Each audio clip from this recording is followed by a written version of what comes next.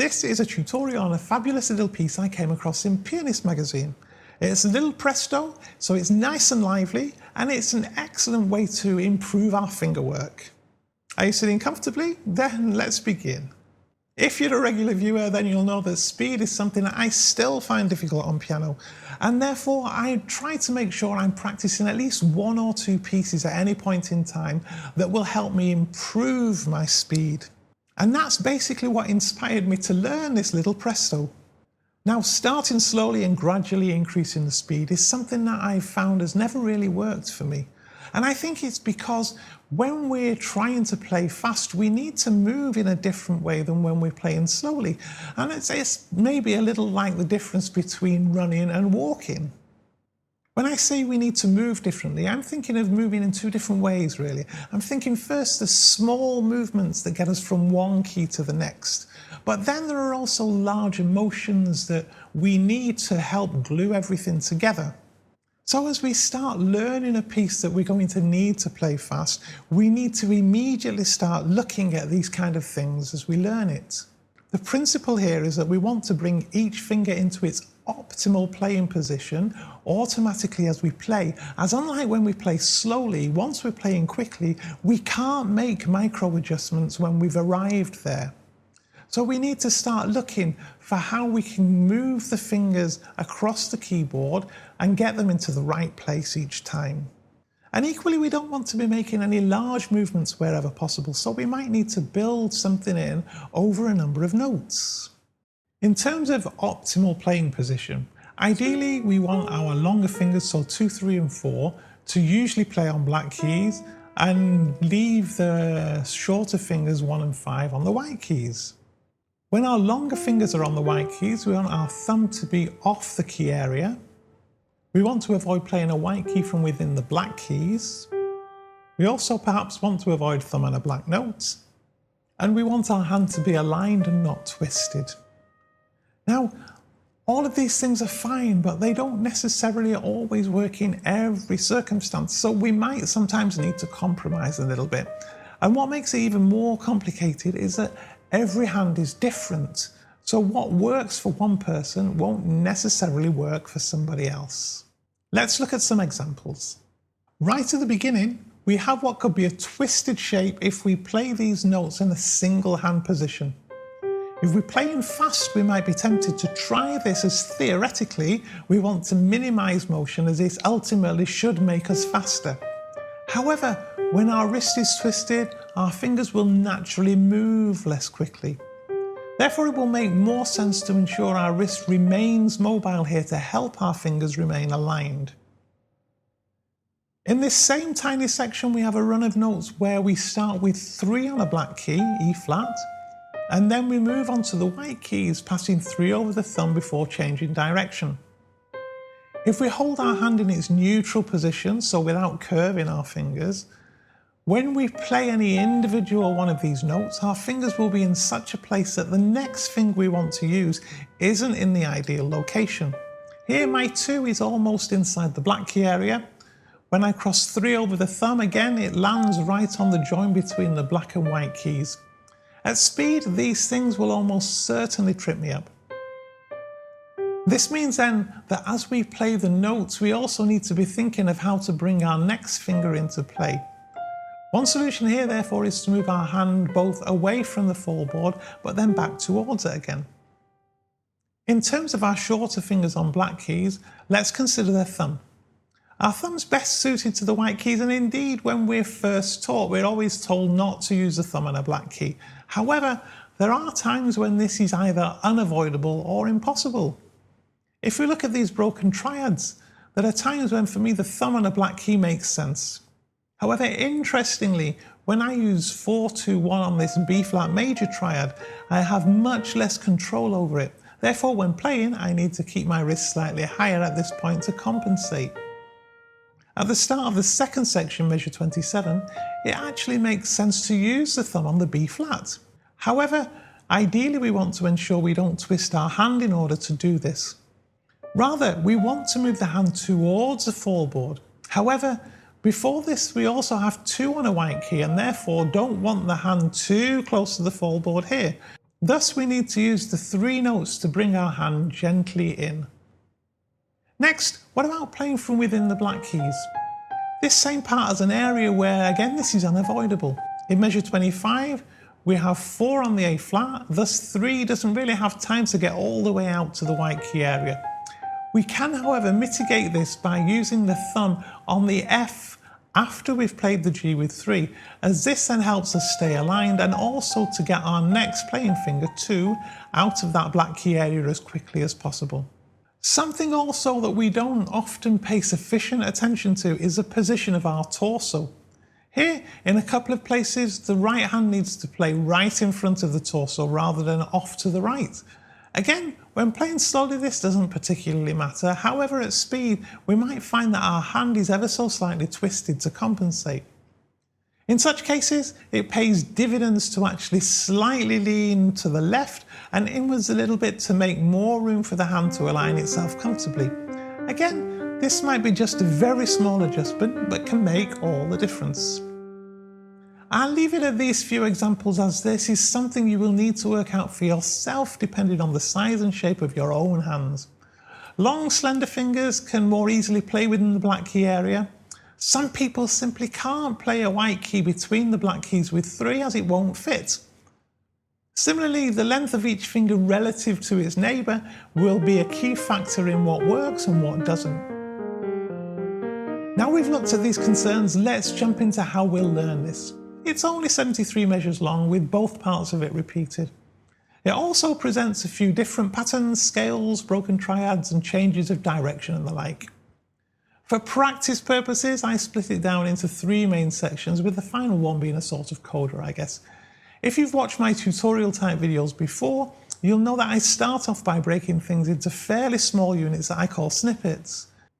As we start to work on a piece, we first limit ourselves to practicing individual snippets, without ever trying to play more than 1 at a time.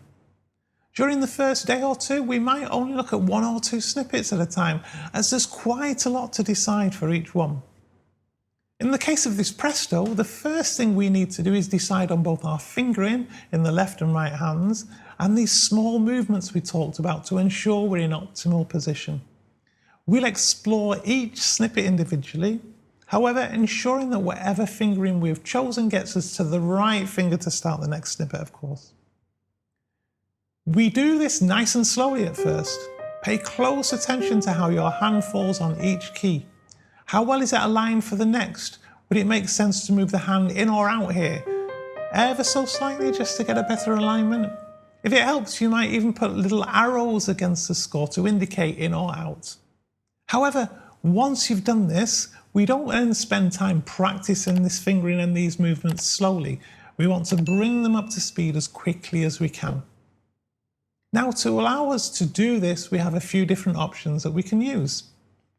Our first option is to use rhythms based on the triplets. So for each group of 3, we have 1 long note and 2 short ones. We can put the long notes at the start or at the end of each set, so we internally count either 1 and a 2 and a, or we count and the 1 and the 2.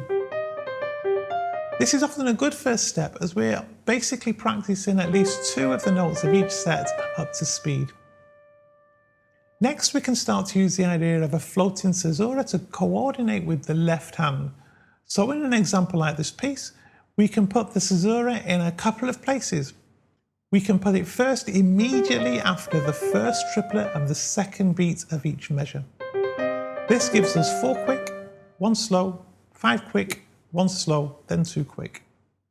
Next, we can put it immediately after the first triplet of the first beat of each measure. This then gives us 1 slow note, followed by 5 quick ones, and then the same again.